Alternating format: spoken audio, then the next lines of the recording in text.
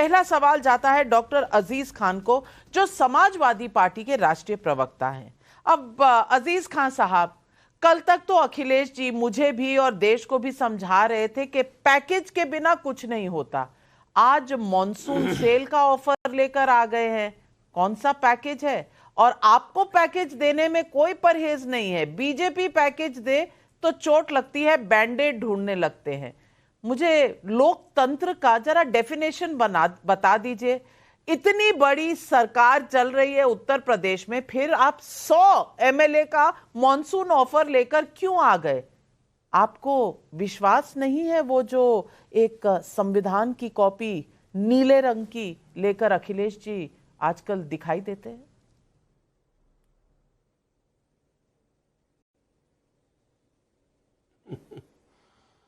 देखिए नाविका जी, ये समाजवादी पार्टी नहीं कह रही है।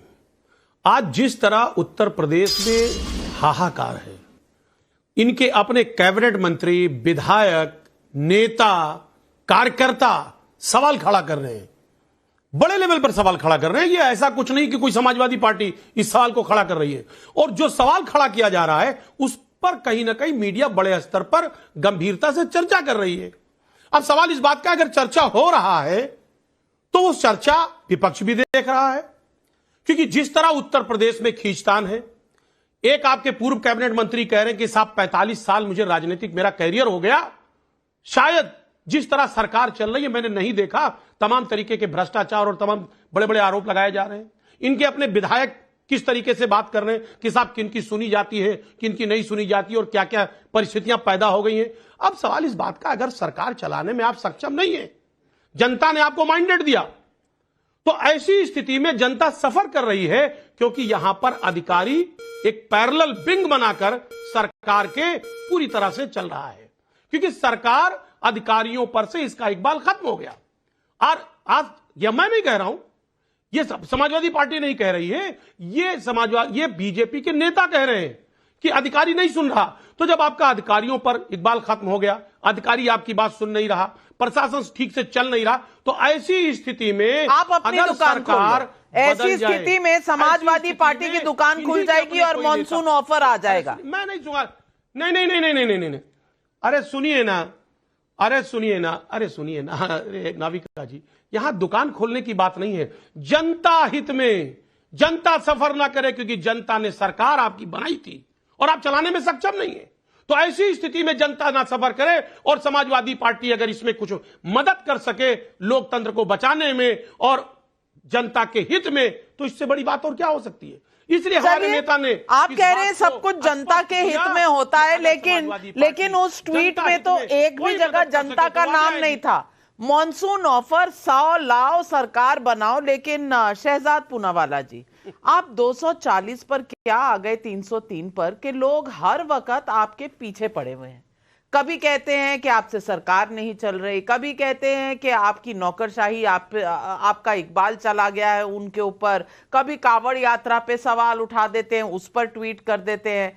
भैया, सेल कहां चल रही है और गवर्नेंस कहां चल रहा है? आज देश को पूरा ब्यौरा दे ही दीजिए। देखिए, जिनके समय पर प्रचलित था कि एक नहीं 5-5 मुख्यमंत्री होते हैं, और जिनके यहाँ पर रिमोट कंट्रोल से प्रधानमंत्री को 10 जनपद से चलाने की प्रथा है, वो सरकार चलाने के बारे में बोल रहे। परंतु आज कम से कम एक बात की खुशी है कि लोकतंत्र को मंडी कौन मानता है, कौन विधायकों को वस्तु मानता है, और कौन खरीद फरोख्त और जोड़ तोड़ की राजनीति में विश्वास रखता है, इसका आज जो है नकाब गिर गया। ये बीआरएस के विधायक तेलंगाना में ले ले तो ये सात्विक माना जाता है, ये बीएसपी के एमएलए राजस्थान में ले ले तो ये सात्विक माना जाता है, यहाँ पर खुल्लम खुल्ला ऑफर किया जाए तो ये सात्विक माना जाता है। तो कम से कम जो पैकेज की बात नाविका से कर रहे थे, अब बता दीजिए कि आपके विधायक कितने के पैकेज में आए और कितने का पैकेज आप ऑफर कर रहे हैं। पर दूसरी बात देखिए, गंभीरता से मैं एक बात कहना चाहता हूं कि 100 लाओ सरकार बनाओ, ये जो बात कर रहे हैं, आज एक बात तो स्पष्ट है ना, विधायकों को किस प्रकार से टोटियों की तरह, कोई वस्तु की तरह ये मानते हैं। अब ऑफर कौन देता है? ऑफर उस दुकान में लगती है जिसका सामान बिकने की पूरी श्योरिटी नहीं होती है नाविका, इसलिए मॉनसून ऑफर लगाया जाता है। कुछ वक्त के लिए, मतलब इनको भी पता है कि जो सामान इनके दुकान में है वो ज्यादा दिन तक बिकने वाला है नहीं, तो जल्दी जल्दी से किसी तरीके से प्रयास करते हुए सरकार बना लीजिए, क्योंकि 27 में मौका आने नहीं वाला है। और क्यों ये लग रहा है भाव, क्योंकि जैसे सुधांशु जी ने बताया कि 2 लड़के निकल तो चले थे, परंतु उसमें से एक लड़का कैरियर पर बैठता था, अब करियर बनाने एलओपी बन चुका है। तो यहां पर खतरा है कि मूलधन बचेगा कि नहीं बचेगा, इसलिए दुकान में जल्दी से माल बेचने के लिए ऑफर लाओ और सामान बिकवाओ। परंतु जिनकी प्रवृत्ति भी ये रही है कि या तो डाका डालो या चोरी करो या पिता हटाओ सरकार बनाओ, उनसे यही अपेक्षित है। लेकिन सवाल मैं पूछूंगी कमरुज़्ज़मान चौधरी आपसे। कमरुज़्ज़मान चौधरी, इतना आपने संविधान समझाया, लोकतंत्र समझाया देश को, और उसके बाद 99 सीटें आई। अब जैसे ही 99 सीटें आई, आप भूल गए कि आप संविधान की लड़ाई लड़ रहे हैं, आप किसी दुकान पर नहीं बैठे हैं, आप तो हाई वैल्यू सिस्टम से आते हैं ना। लेकिन क्या चल रहा है तेलंगाना में, उत्तर प्रदेश में, और उसके बाद अब ओपन ऑफर हो रहा है चंद्रबाबू नायडू को। ट्विटर पर जयराम रमेश कह रहे हैं कि प्लान बी क्या है। अरे भैया, इंतजार कर रहे हो पहले दिन से। राहुल गांधी भी कहते हैं कभी भी गिर जाएगी, मल्लिकार्जुन भी कहते हैं कभी भी गिर जाएगी। अरे भाई, गिराने के लिए बैठे हुए हो क्या? यही है आपका लोकतंत्र, जहां बस खरीद फरोख्त हो और मॉनसून ऑफर चले। सवाल आज इस बात का है कि संविधान की रक्षा कौन कर रहा है? ऑपरेशन लोटस से आपको दिक्कत है, लेकिन ऑपरेशन हैंड हो या ऑपरेशन साइकिल हो तो आपको कोई दिक्कत नहीं। चला पाओगे। अरे इधर से नहीं आओ तुम, सिराज ये पंखा चलाना। नाविका जी, अभी तो जस्ट मानसून का ऑफर दिए अखिलेश जी ने, अभी तो 1 हफ्ता बाद में बजट ऑफर आने वाला है, कुछ दिन बाद में दिवाली धमाका भी होने वाला है। जो सरकार बैसाखी पे खड़ी है वो न्यायिकता का ज्ञान किसी और का ना दे। कुछ ही दिन पहले आपने देखा उत्तराखंड में किस तरह से 6 एमएलए को खरीद के इन्होंने सुक्खू सरकार को गिराने का कोशिश किया, लेकिन लोगों का मंशा कुछ और था। उन्होंने 6 विधायक को लाकर कांग्रेस को 40 पे फिर से खड़ा कर दिया। 40% से ऊपर जो बीजेपी के सांसद है आज के डेट में, 40% सांसद कभी ना कभी कांग्रेस या ऑपोजिशन पार्टी से बिलोंग करते थे। आज इनका जो केंद्रीय मंत्रिमंडल है उसमें से कम ऐसा 10 या 15 होंगे जो एकदम सक्रिय रूप से कांग्रेस के राजनीति में थे या कांग्रेस यूपीए सरकार में मंत्री रह चुके थे। अगर ये इनको उदाहरण गिनाए, मध्य प्रदेश का सरकार किस तरह से गिरा, किस तरह से महाराष्ट्र का सरकार गिरा, मणिपुर, गोवा, कर्नाटका, कहीं छुपते नहीं है। नाविका जी, अगर कांग्रेस पार्टी में किसी एक नेता का दम घुट रहा हो या तो फिर किसी को सरदर्द हो गया या किसी को पेट दर्द जुकाम हो गया तो पता चला कि गिद्ध का जैसा भाजपा का इकोसिस्टम पूरा कूद पड़ता है उस राज्य में। यहां तक भी महाराष्ट्र से ले जाकर रिसोर्ट में, असम में, पूर्वोत्तर में जाकर उनको ठहराया जाता है। तो भैया, ये राजनीति का दुआई हमको ना दे, और all is fair in love and war, ये मान के चलिए। दूसरी बात ये है, राजनीति में कोई किसी का वो तो खुद से भागे थे कमरुज़्ज़मान चौधरी। यहाँ आप ऑफर दे रहे हैं, कहीं जयराम रमेश ऑफर दे रहे हैं, कहीं अखिलेश भैया ऑफर दे रहे हैं। आप करें तो सब ठीक, वो करें तो कैरेक्टर ढीला। ये क्या चक्कर है शहजाद? कम से कम आज कमरू जी ने स्वीकार लिया कि कोई एजेंसी का प्रभाव या इस्तेमाल नहीं किया जाता, क्योंकि कांग्रेस पार्टी भी ऑफर देती है लोगों को। इसका मतलब ये एजेंसी का जो हवा क्रिएट किया जा रहा था, ये केवल और केवल लोगों को बहकाने के लिए किया जाता था। और दूसरी बात देखिए, वोट बैंक का कितना ख्याल है। कमरू जी ने बजट ऑफर बोला, मॉनसून ऑफर बोला, फिर बोला दिवाली धमाका। ईद के साथ कहीं नहीं जोड़ा, क्योंकि पता है अनैतिक काम है।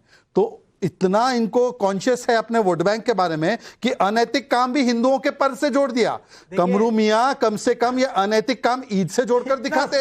ईद ऑफर आ रहा है, रमजान ऑफर आ रहा है, नहीं, यहां पर भी हिंदू को बदनाम करने की साजिश कमरू मियां ने रच दी कि दिवाली के साथ जोड़ दो, दिवाली के साथ धमाका करो, दिवाली के साथ खरीद फरोख्त करो। क्यों दिवाली खरीद फरोख्त होता है? दिवाली धमाके वाला ये होता है, अवसर होता है। ये है इनका मानसिकता, यही है इनका सोच। आपने तो नहीं बोला, आपने ईद ऑफर नहीं बोला, आप तो बोर्ड देख सबक नहीं आया। ये कहते तो कि नाम क्यों बता रहे? बोर्ड पे नाम नहीं होना चाहिए, बोर्ड पे नाम होगा तो मुसलमान कहा जाएगा। आप तो बोर्ड पे नाम से घबरा जाते हो, हिंदू मुस्लिम करते हो। यहां पर जिस प्रकार से सुनियोजित ढंग से आपने हिंदू पर्व को बदनाम करने के लिए खरीद फरोख्त को दिवाली से जोड़ा, यह मैं छोड़ता हूं विवेक पर दर्शकों के। हिंदू हिंसक है, भगवत गीता में गोडसे ने सीखा हिंसा, हिंदू समाप्त कर देंगे, सनातन समाप्त कर देंगे, अयोध्या राम जन्मभूमि मूवमेंट को समाप्त कर दिया और दिवाली में खरीद फरोख्त होगी। ये मैं विवेक पर छोड़ता हूं जनता का मजाक मत उड़ाइए टेलीविजन पे,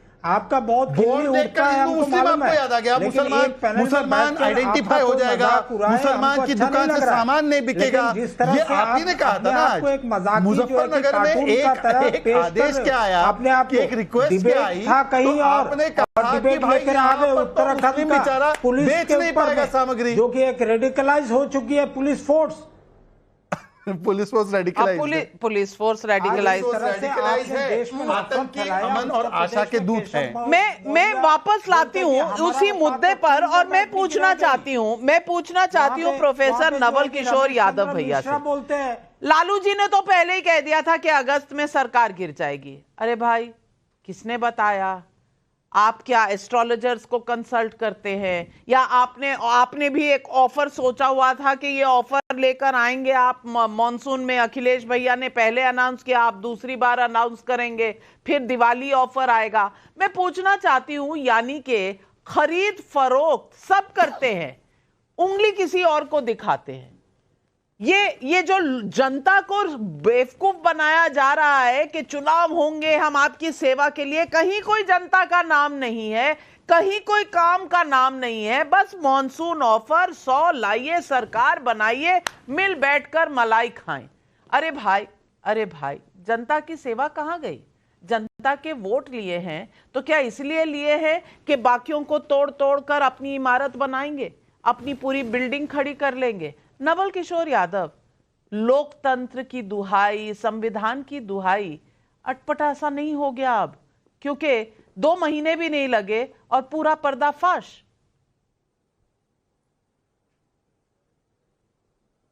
नाविका जी, इतना मेहनत तो आपने किया, उनके 400 पार के झूठ को बनाने के लिए कौन कौन ने मेहनत नहीं किया?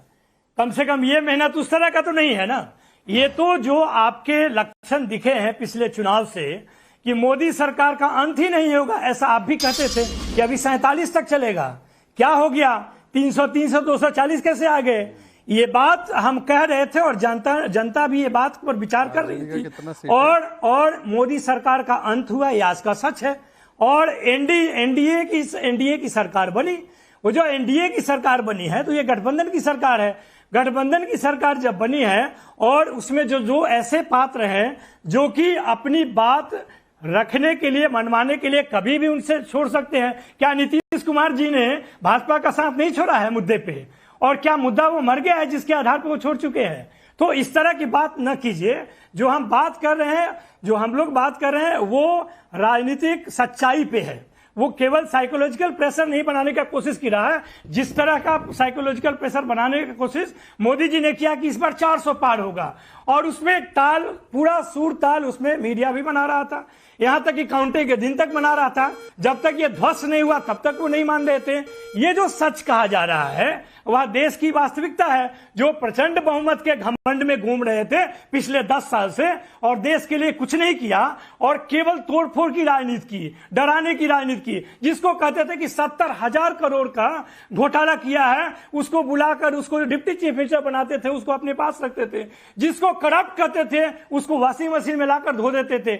ऐसा तो नहीं कहा जा रहा ना, कहा जा रहा है कि जो आपकी परफॉर्मेंस है, जिस तरह का झूठ आप बोलते रहे थे, जिस तरह का कम्युनल आपका सोच है, जिसके आधार पे आप इतने दिनों तक लोगों को मूर्ख बना रहे थे, संविधान का तहस नहस कर रहे थे, उसका अंत हुआ है। और ये सरकार गिरेगी नाविका जी, और आप डिबेट करेंगे कि गिरने का कारण जो है, इस देश में सरकार का गिरने का कारण जन का विश्वास ही होता है। और जनता ने वह विश्वास दिखाया है कि मोदी सरकार रहने लायक नहीं है और मोदी सरकार का अंत हुआ, हैट्रिक नहीं हुआ। ये जो तीसरा कार्यकाल है वह एनडीए की सरकार है। उसमें दो ऐसे दल हैं जो कि नवल किशोर यादव जी, मुझे लगता है आप तो भाषण दीजिए, प्रवचन दीजिए। आपने तो मुझे कहा कि आपको तो 400 से ज्यादा लग रहा था, तो आपको पता नहीं था। सुन लीजिए, नहीं नवल जी आप सुन लीजिए ना, मैंने चुपचाप, मैंने आपको टोका नहीं, रोका नहीं, आप मेरी बात सुन लीजिए। और एंकर हूं तो सुननी पड़ेगी क्योंकि चैनल मेरा है, एंकर मैं हूं। तो मैं आपको बता दूं, तो जवाब ले लीजिएगा। हाँ, बोल के नहीं निकलिएगा। नहीं, आपका चैनल, जवाब जरूर लूंगी। जैसा आप कहेंगे वैसा ही होगा महाराज। आप तो महाराज है ना। कितनी सीटें आई महाराज आपकी? कितनी बोली थी? नहीं, कितनी बोली थी? और कितनी आई बिहार में सीटें?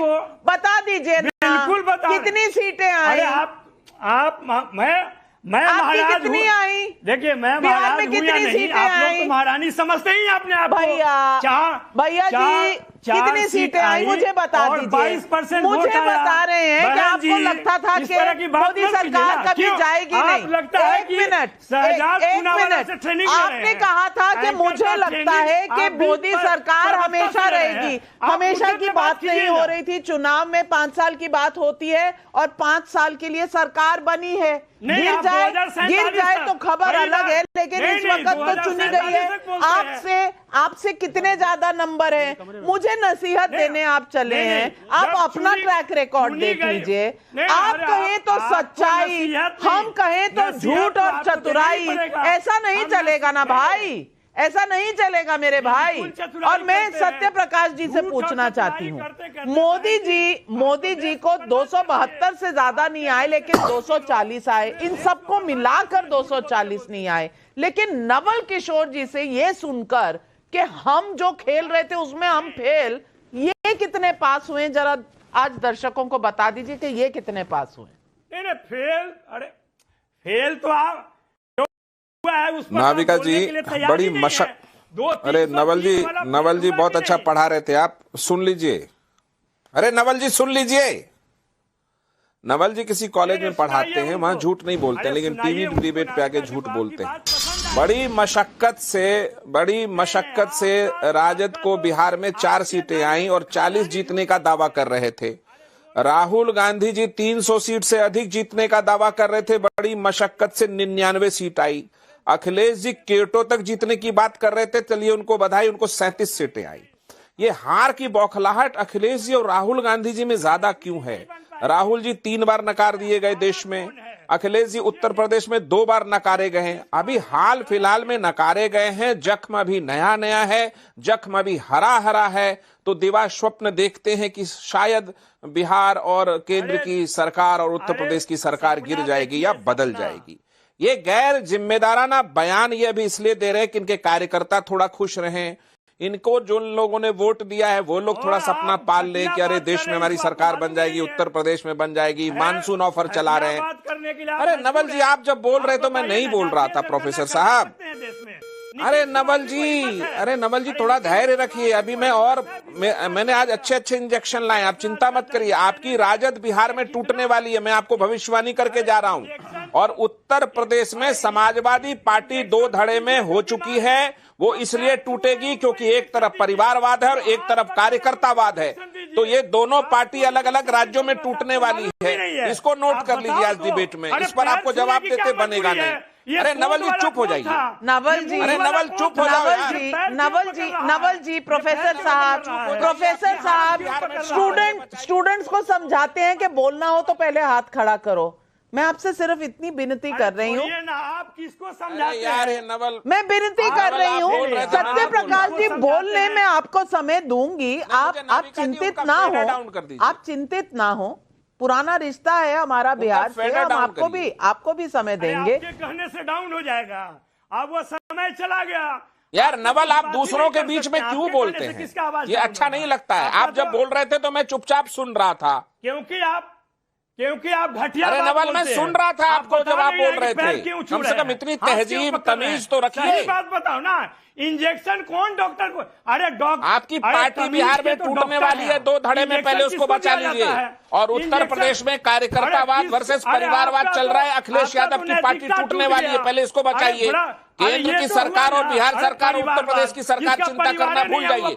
मैं नाविका जी एक बात आपसे कहना चाहता हूं, जो परिवार नीतीश कुमार जी और चंद्रबाबू नायडू जी ने चुनाव पूर्व गठबंधन किया था। बिहार की तरक्की होनी है, आंध्रा की तरक्की होनी है, देश 5 साल तरक्की के राह चलेगा। और हमारी पार्टी ने स्पष्ट रूप में राष्ट्रीय कार्यकारिणी में प्रस्ताव पास करके कहा है कि हम एनडीए के घटक दल थे और हम एनडीए में ही अब रहेंगे। ये इनका जख्म नया नया है, राहुल जी का, अखिलेश जी का और आरजेडी का। तो ये जख्म में करा हमें कभी कभी बोलते रहे सरकार गिर जाए, शायद मरहम पट्टी लग जाए हम लोगों के सपने पे। इनके सपने पे मरहम पट्टी अब नहीं लगेगा, उनको और कुरेदा जाएगा और बताया जाएगा कि तुम्हें जनता ने नकार दिया है और नकारना को स्वीकार करो। नवल किशोर जी, ये तो बात आप मानेंगे ना, कम से कम अखिलेश जी ने 80 में से 37 सीटें लाई हैं, राहुल जी ने 53 से 99 लाए हैं, आप तो 40 में से 4 लेकर आए हैं और इतना हमको डरा धमका रहे हैं। सही बात नहीं है।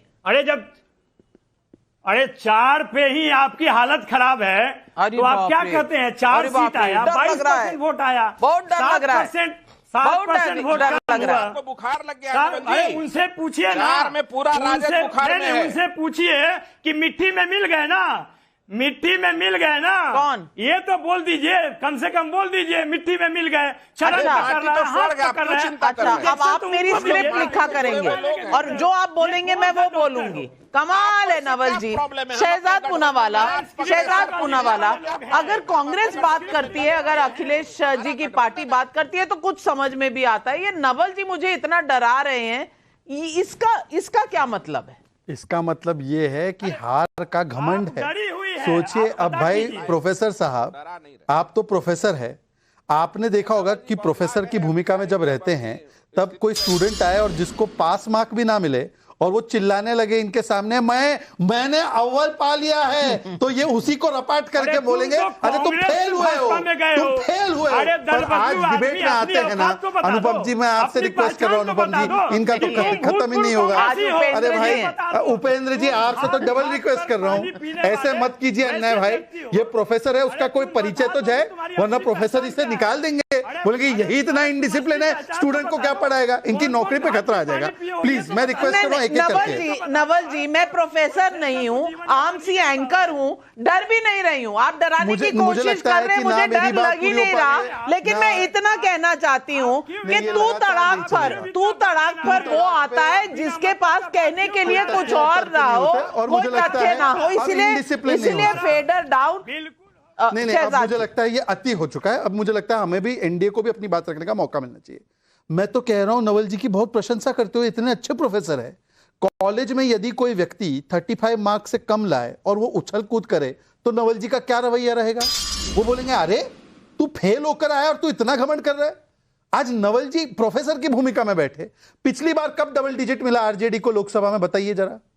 अच्छा, ये अखिलेश जी ने 2022 में बोला था 400 विधानसभा की सीट आएंगी, तो पत्रकार ने पूछा 400, 111 आई। ये बहुत बड़ी नैतिक जीत है उनकी। फिर उन्होंने कहा 79 में से 80 में से 79 सीट आ रही लोकसभा में, आई 37 नैतिक जीत है। ये राहुल गांधी को 40 साल से 240 सीट नहीं मिली है, ये 3 बार जो चुनाव में मिला है वो मिला के हमारे से कम है, पर फिर भी वो नैतिक जीत है। और हम हारे हैं तो हम हारे हैं, हम विनम्रता से हमारी हार स्वीकारते और सरकार चलाते। आप लोग जो है टोटियां और विधायक खरीदने के उसमें रहे, कोई समस्या नहीं। पब्लिक सवाल पूछ रही है। मुरारी का महाराष्ट्र से सवाल है, अखिलेश यादव ने मॉनसून ऑफर दिया है तो क्या अब लोकतंत्र खतरे में नहीं है? जवाब दीजिए अजीज खान साहब, जनता सवाल पूछ रही है। अजीज खान बोलेंगे तो हलाल ऑफर है, बिल्कुल हलाल ऑफर है। लोकतंत्र खतरे में तब था, हलाल ऑफर है, चुनी हुई सरकार को गिरा दिया गया। मध्य प्रदेश में किस तरह, गोवा में क्या खरीद फरोख्त हुआ, कर्नाटक में क्या हुआ, ये उस वक्त लोकतंत्र की दुहाई देने वाले लोग जो बैठे हैं उस वक्त कहां गए थे?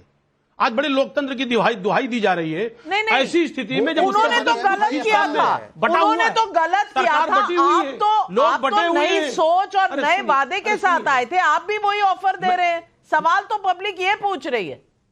ये हलाल ऑफर है, वो सारे HARAM थे, ये हलाल है, ये हलाल है, ये कुछ भी कर सकते। वही तो मैं कह रहा हूं नाविका जी, हम सरकार बनाने की बात नहीं कर रहे हैं, हम सुनिए गिराने एक की मिनट, बात भाई, कर रहे हैं। सुनिए एक मिनट, हम सरकार बचाने की बात कर रहे हैं।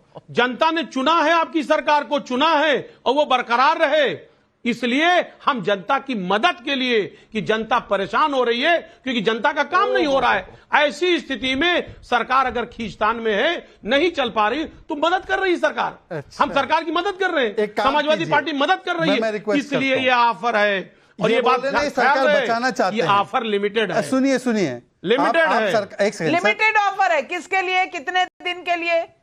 ये मॉनसून का कितने दिन ऑफर है? फिर बजट ऑफर होगा जैसे कमरुज़्ज़मान चौधरी ने कहा, फिर दिवाली।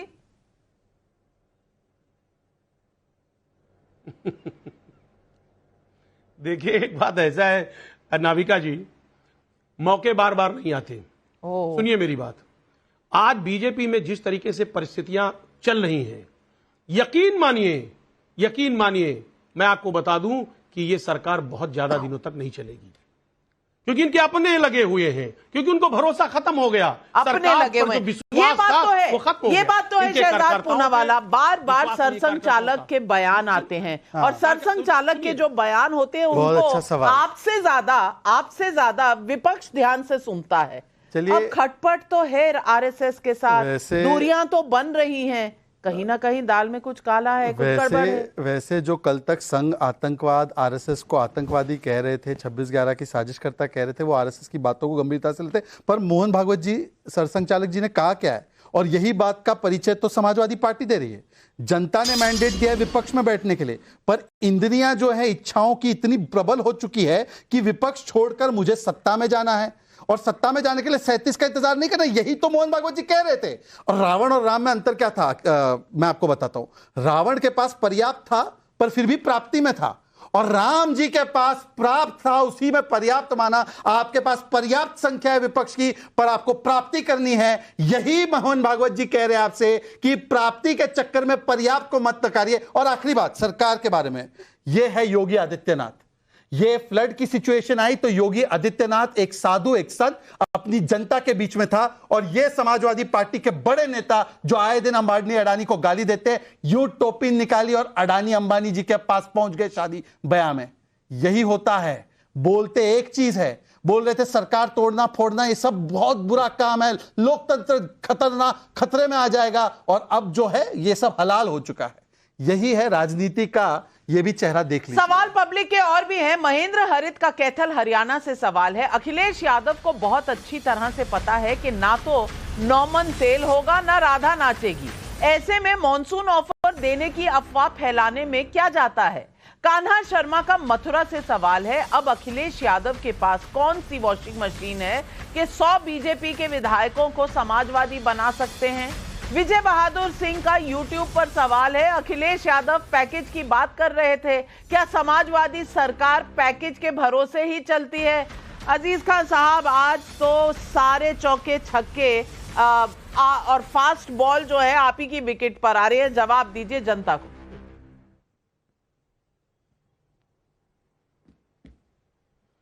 देखिए नाविका जी, जो आप विकेट की बात कर रही है ना, बीजेपी ने लोकतंत्र की जो खत्म करने में उसकी सारी हदें खत्म कर दी है।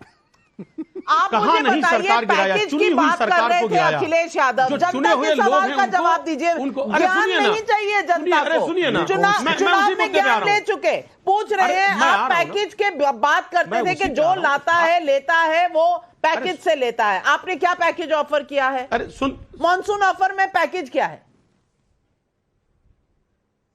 अरे सुन तो ले, सुने ना, एक मिनट सुन ले।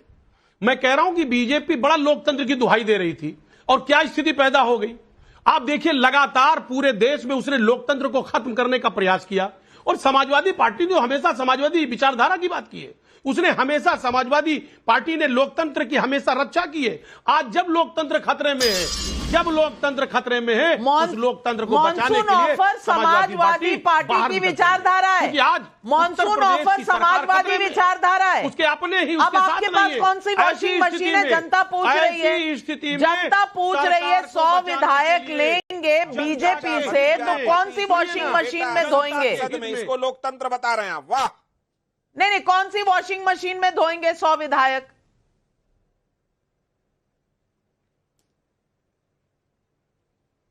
मैं कह रहा हूं नाविका जी, लोकतंत्र को बचाने के लिए, क्योंकि आज उत्तर प्रदेश की सरकार खतरे में है। इनके अपने टांग खींच रहे हैं, इनके अपने लोगों पर विश्वास नहीं है, इनके अपने लोग कह रहे हैं कि साहब सरकार पर विश्वास नहीं है। तो ऐसी स्थिति में सत्य प्रकाश मिश्रा जी, ये जो कर रहे हैं जनता के लिए कर रहे हैं, ये जो कर रहे हैं सेवा भाव से कर रहे हैं, 100 खरीद रहे हैं, पैकेज दे रहे हैं, ये सब जनता के लिए कर रहे हैं। आप लोग हैं कि किसी पर विश्वास ही नहीं रखते।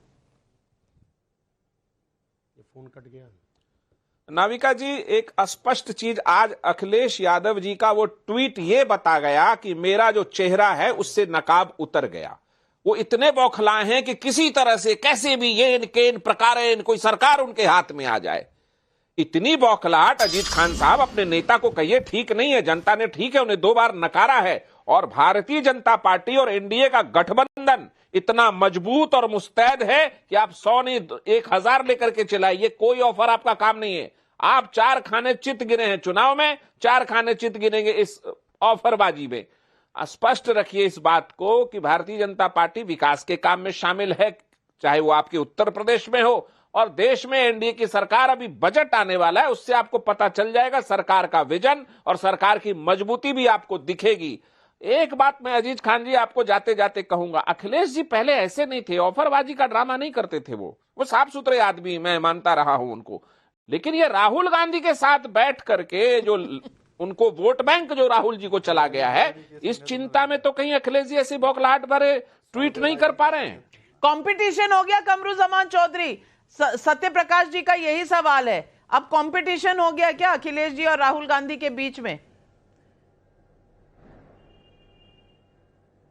देखिए, कंपटीशन कहीं पे कोई दूर दूर तक नहीं है। दोनों जो है कि भाई के जैसा उत्तर प्रदेश में काम कर रहे हैं। अच्छा, और दोनों जो है आने वाले दिन में, इस बार तो एक एग्जाम्पल तो दिखाई दिया लोगों को, आने वाले दिन में भी जो है कि आपको नतीजा चौंका देगी उत्तर प्रदेश में। लेकिन ये बात पूछिए कि भाई रमेश चंद्र मिश्रा जी जो पार्टी के एमएलए है उत्तर प्रदेश में बीजेपी के, वो क्या बोल रहे हैं कि बीजेपी की स्थिति उत्तर प्रदेश में बहुत दयनीय है, बहुत खराब स्थिति है। आप ये बताइए, वो सवाल मैं शहजाद जी से पूछूंगी, लेकिन आप ये बताइए, उत्तर प्रदेश में मॉनसून ऑफर अखिलेश का है, तो आपने मॉनसून ऑफर चंद्रबाबू नायडू को क्यों दे दिया? वहां तो कुछ हुआ नहीं। देखिए नाविका जी, सबसे पहले मैं ये बोलना चाह रहा हूं, उत्तराखंड हिमाचल प्रदेश में भारतीय जनता पार्टी में 6 विधायक को तोड़ा। कांग्रेस के सुखविंदर सुक्खू ने उनको निष्कासित करवाया और फिर से बोला जनता से चुनकर फिर आइए। फिर कांग्रेस पार्टी अपना मजबूती से 40 सीट टैग कर रहे हैं तो मैं समझती हूँ, लेकिन फिर लोकतंत्र और संविधान की बातें मत करिए ना, बड़े बड़े भाषण मत दीजिए।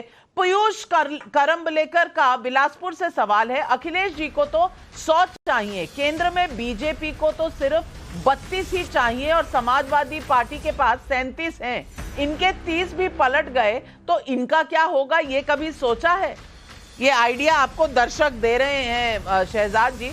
अशोक कुमार का यूट्यूब पर सवाल है, 5 साल तक कोई एक पार्टी काम करे लेकिन चुनाव के समय कोई दूसरी पार्टी ऑफर दे तो वोट मिल जाएंगे क्या? अंजनी कुमार शर्मा का इंदौर से सवाल है, अखिलेश जी मॉनसून ऑफर दे रहे हैं, एक बार भी ये नहीं बता रहे कि मॉनसून सत्र में जनता के क्या मुद्दे उठाने जा रहे हैं। धीरज अग्रवाल का मेरठ से सवाल है, तेलंगाना, राजस्थान, बिहार, यूपी, बंगाल, सब जगह अगर दूसरी पार्टियों को छोड़कर कोई नेता इंडिया अलायंस में शामिल हो जाते हैं तो क्या ये संविधान की रक्षा होती है? सवाल दर्शक बहुत उम्दा पूछ रहे हैं और आइडिया भी दे रहे हैं। शहजाद पूनावाला, अगर बजट सेशन में 30 आप ले लें समाजवादी पार्टी से तो क्या होगा? मैं तो कहता हूं मॉनसून ऑफर छोड़िए, विंटर तक ये लोग इंडी अलायंस के रूप में भी रहेंगे। एक बार पूछे ना, 10 विधानसभा सीटों में अलायंस बन गया कांग्रेस सपा का। ये दिल्ली में अलायंस टूट गया ना, बंगाल में अलायंस है, केरल में अलायंस है क्या? इसीलिए मुझे लगता है कि तेरे रवैये से, तेरे लहजे से लग रहा है ये दौलत नहीं है।